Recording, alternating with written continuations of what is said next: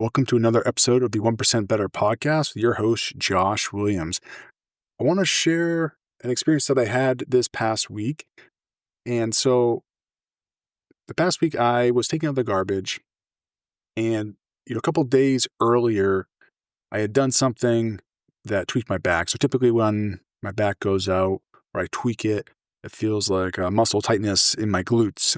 And so common times it can be like, oh, I strained a glute, but now doing it so many times over the years, I kind of expect now, okay, tomorrow my back's probably not going to feel good. And correct enough, over that day as I was sitting, I started to tighten up, kind of started feeling it throughout the back. And, fortunately, I know what to do with that. I've gone to physical therapy. I have exercises to do to fix it. The downside now is it takes longer to come back from that. It doesn't take a day or two. It now typically takes about a full week of doing my exercises, getting everything back aligned to feeling good. And of course, the simplistic answer is just to keep doing my exercises that I need to do to keep my body in line. But pain is a wonderful motivator.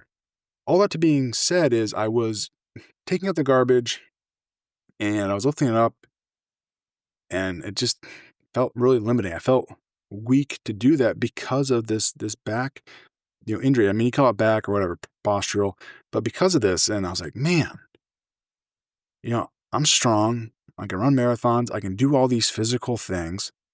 But if I'm not healthy, it doesn't matter that I have the potential to do these things. Like, my muscles are strong enough to do these things. I have the cardiovascular ability to do these things. But if I'm getting pain signals or the nervous system isn't responding right, I can't do anything that I want to do. And there was this moment of like, man, how important it is to be healthy, be strong, be all these things, but move well and do not have pain that stops us, because it can take away all that. And it gave me an appreciation in that moment. And then the question of, what am I training for? And does my exercise align with those current goals to keep me as healthy as possible, to keep me the right amount of strength, right amount of mobility for what I need? And so,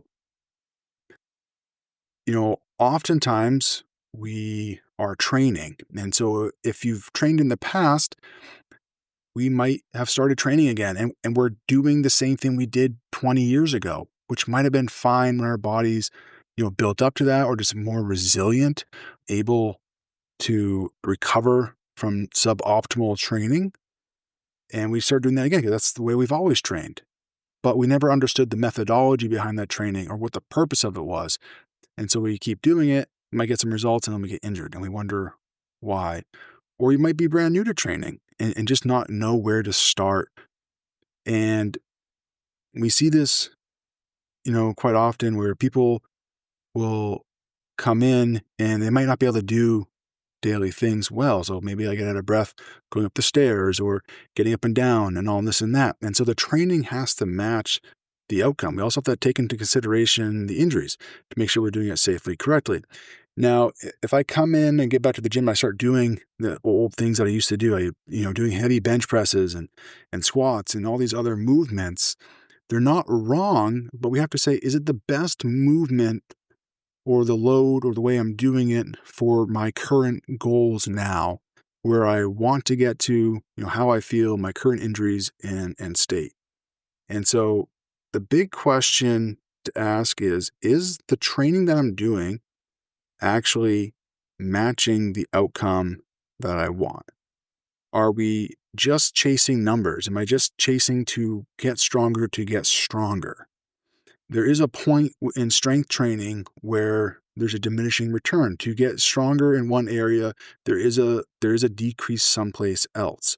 To increase strength, I might increase relative stiffness someplace else, which could be good or not. And so we have to look at, this area is improving, what area might be subtracting. And typically, by improving one area, we're bringing up in a positive direction, because that's where we need to get to.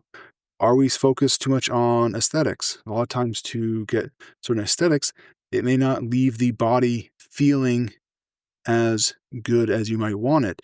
Typically, a lot of soreness can be led through training that's purely on aesthetics. And again, none of these are wrong. Chasing numbers, aesthetics, all these are wrong. It's to paint the question, am I chasing these things? But my true goal is actually to be strong enough and to live a healthy life and not be injured, because injury will take away all that.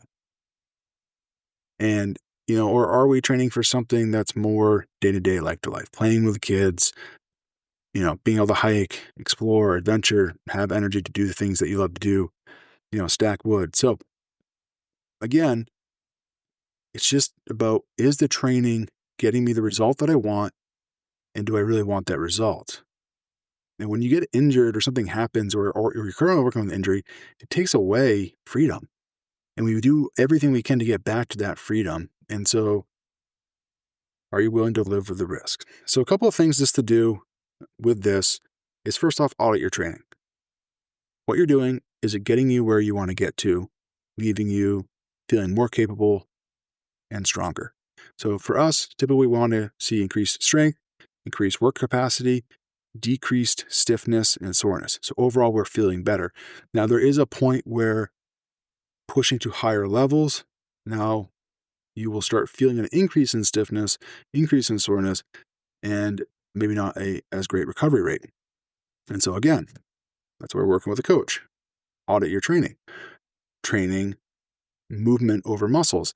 Typically, when we're new to lifting, we will train muscle patterns. When we don't work with a coach or haven't read up on literature, maybe we'll use a lot of machines, which typically look at training muscles over movement. And we want to make sure we're training movement, because what that does is, one, it gets the muscles stronger, but also gets them stronger in the application that you'll be using them in day-to-day life. It increases range of motion, often known as, flexibility, and increases stability. Now, because I'm not using a fixed object to increase strength, it will help me when done correctly to increase stability. So again, training movement over muscles is going to allow for better long-term results in achieving the goal of living a long, prosperous life. And then, building usable strength. So what does this mean? I can be really strong. So like when my back wasn't feeling great, I couldn't do a lot of lower body movements. But what I could still do is a back supported bench press and still move a lot of weight. So I was strong on paper still. But you get me up walking, I have to go lift up, 20 pounds. Like, oh, that hurts. So where's that usable strength? And so understanding that we want to build strength that is usable. And part of that is going to keep us strong and healthy. So we want to do things that's increasing mobility, increasing stability and control in that range of motion is going to keep us healthy. And then within there, then adding on that strength. And that's going to allow us to use it. So real life strength typically involves bending, rotating, lifting heavy, awkward objects, and learning to control that in your base of support. Versus in the gym, we can build very segmented strength for particular muscle groups or area, which can be beneficial. But in this case, we do want strength that's going to translate over to real life. So again, the big question is, kind of going back to my story, picking something up, realizing that I had the capability, but I was unable to do that with an injury. And so going back to, is your training getting you closer to your goal? And auditing and making sure that you're doing things that are actually proven to get you to where you're going, instead of based off of maybe ways that you've done it in the past, the ways you've enjoyed doing it in the past, or worked for you. We want to design a program that is best for you currently, now, and where you're trying to get to.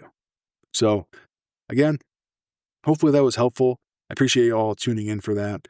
If this resounds to you, please, share with a friend, or for a quick action step, again, audit your training, making sure it's correct. If you need help with that, that's what we're here for. At Brilliant Fitness, we are a coaching-based gym where each client is working with a coach to make sure that we are doing each exercise safely and correctly. And that program is designed for your goals and to meet you where you are at to accomplish those, whether that is stacking some weights or that's being able to still stack some wood and feel great day to day.